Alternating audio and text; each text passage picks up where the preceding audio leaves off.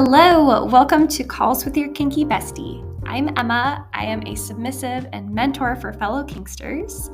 This podcast is all about insights into kinky life and dating, sharing my personal experience and stories, and help share mindset shifts too to get you into a confident space, more confident than you are now. So get ready. It all starts now.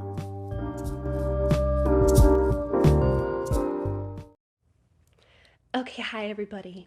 So, welcome back. It's Calls with Your Kinky Bestie. I'm an ADHDer sub, and we're talking about self-improvement, dating, life stuff for those of us in the same neurodivergent kink space life path, I guess. So, okay, I've talked about the topic of rejection sensitivity within ADHD before. But today I really wanted to talk about this from a slightly different perspective and bringing in the themes of how self-acceptance can be driven by rejection, and also I think part of the reason why as ADHDers relationships tend to move so much faster, and we do get to that rejection stage so much quicker than the neurotypical like dating situations I've observed. We just seem to move hard and fast, and then feel that rejection really hard if and when it happens, if or when, I don't know. So yeah, let's just bring all these themes together. I'm going to break down and explain what I mean, share some lovely affirmations with you, and a little mindset shift for you on this path. This will be especially helpful for those who have been facing rejection recently or are currently in that state of being rejected on the dating scene. So let's do it. So the first part of this, I do think, is that as people with ADHD, as neurodivergent people, we tend to have this set of personality traits that almost 10x's like it's like an accelerated course in getting to know someone, like the way that we interact with others in the world. So if you experience the symptoms of talkativeness, reduced impact control, reduced impulse control, and I don't know the word for it, but the kind of combination of those two is that people with ADHD tend to have a hard time keeping like information private, like withholding the mystery or some personal details about themselves. Like we just want to tell everyone what we're about, and even if we don't think, oh, I'm going to this conversation wanting to tell someone what I'm about, you just have this knowledge in you that this is how I feel and what I do, and I am just gonna share it because that part of my brain that might tell other people, hey, slow your roll, doesn't function in exactly the same way for us. So, especially if you are a sub, or just, in the kink scene in general, but I'm a sub and I mostly work with subs, so that's what I talk about.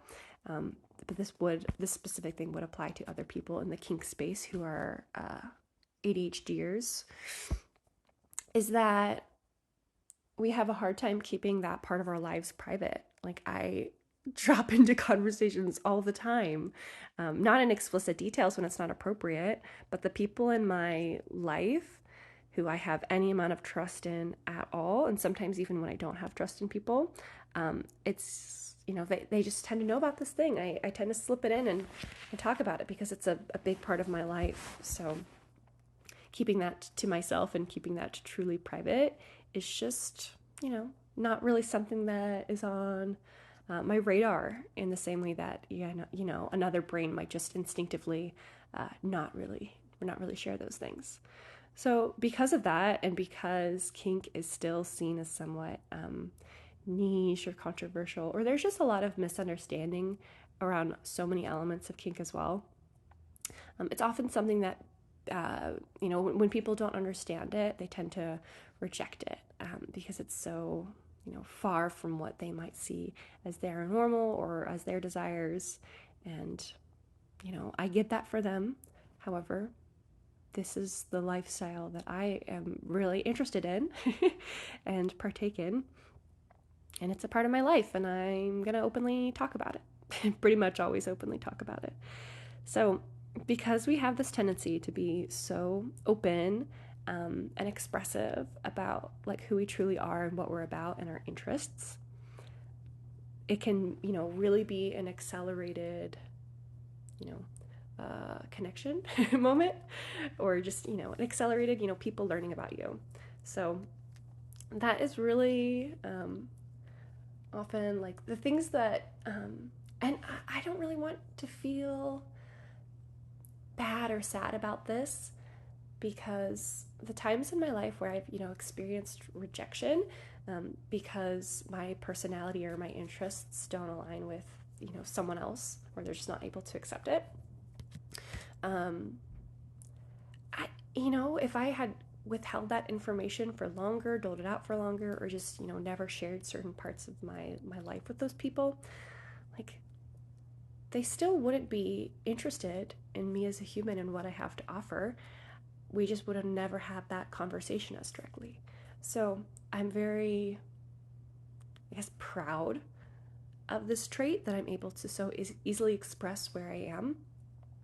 And that's going to lead to people making a, more, God, I keep saying accelerated, but making a decision quicker about, how they see you fitting into their life, and if they don't.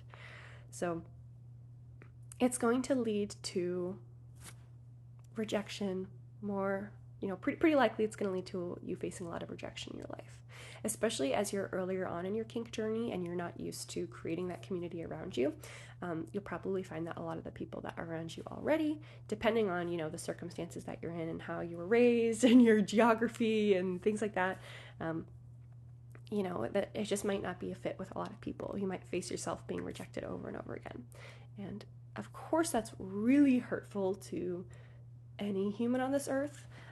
But another typical trait of people with ADHD is rejection sensitivity disorder. So just really feeling rejection a lot harder, having much more of an emotional, stronger reaction to the feelings of rejection, because, as we just talked about, like, part of why that rejection is happening is just because you're sharing, really quickly who you are and how you operate, usually. So it's really hard to know that is not going to be a fit with everyone on this planet, especially if you have a huge capacity for love and acceptance of others. It's really hard when that isn't returned and isn't reciprocated. So whenever you're facing that constant rejection, and, most of the time it does have to do with some personal reasons, obviously this is going to have an impact on your self-esteem over time. And wow, I bet we can all relate to this if you've found this podcast, that is a really difficult space to be in. And it's tough because the feelings just have to happen. There's no way to really speed up like the grief of a relationship to another person. You just have to feel it and sit with it, and then, move on and find other relationships. And whenever I've been in this low state of rejection and just feeling really low self-esteem related to that, I found this beautiful quote that I jotted down in a journal a million years ago. So here it is. It says, "Let me fall if I must. The one I will become will catch me." And I don't know who said that. I will try to find out and put it in the show notes if I end up finding an author for that quote.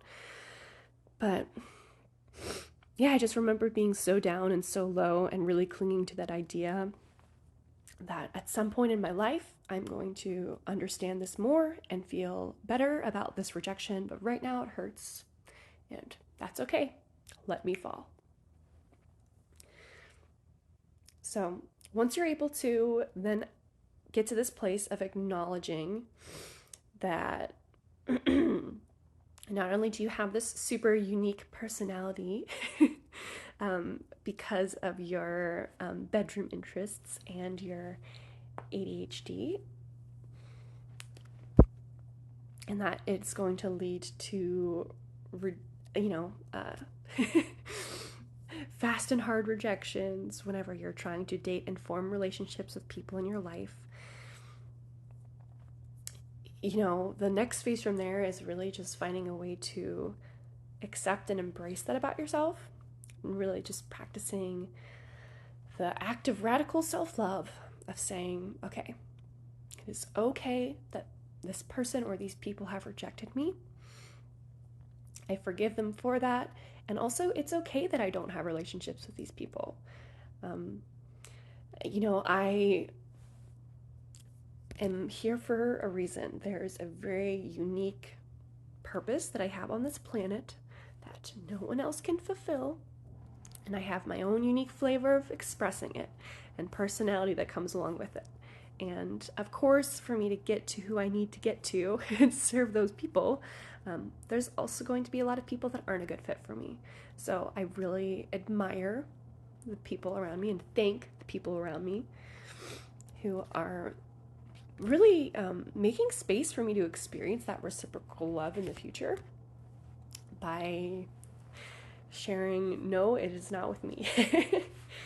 So the affirmation I have there, or I don't know if this is an affirmation, but a gratitude statement whenever you are experiencing rejection and people leaving your life is, thank you for making space for reciprocal love.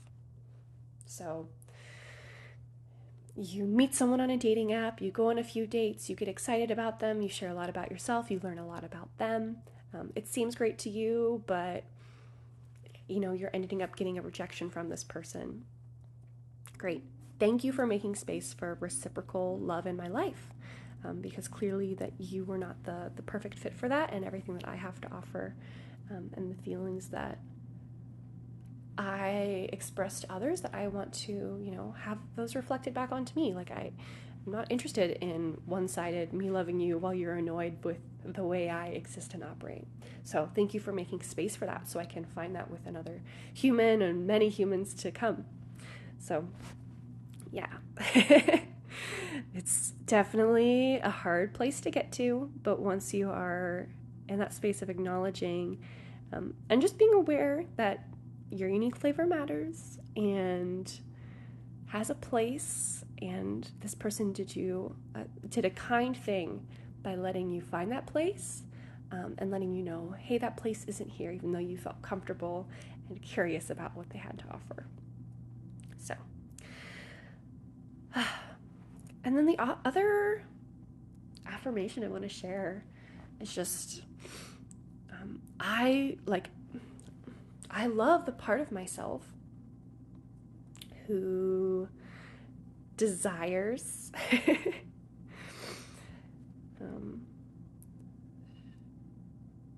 sorry, I have ADHD, so I got distracted.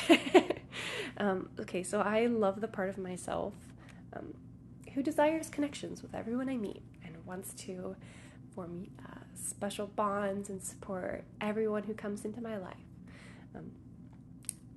And I love the large capacity that I have for accepting others and embracing others.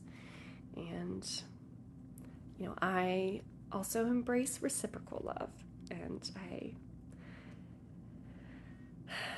make space for reciprocal love in my life. So that might sometimes mean you rejecting others who are also not able to accept and love and embrace where you are and who you are. But yeah, I kind of shared my thinkings and affirmations and examples throughout, so I kind of jinxed or took away my opportunity to have a final closeout thought. But hey, that's who I am. So thank you for listening. I will see you in the next lovely episode. Also, in case you didn't know, I do have a share your questions feature there's always a little thing linked in my show notes that lets you submit, I think it's through Spotify, like an audio recording of a question or just, a topic you want to have discussed, and that I could, put in a future episode and we could talk about those things. But, I also acknowledge, and I'm starting to cater my offerings more around the fact that, submission and being in the kink space is not something that is always easy to share online and be open about it. So I'm making space for more anonymity and some privacy with that. But I've also created an area of my website where you can submit those questions or comments for the podcast in the form of like a private message to me. So I wouldn't share your name, and obviously people wouldn't hear your voice because it wouldn't be a voice message, but that you could just type in whatever you want me to talk about, and I could talk about that in a future episode. So that one link is new, but the other voice recording link is in all my other show notes as well. But thank you so much for being here, and I will see you in the next one. For real now. Goodbye.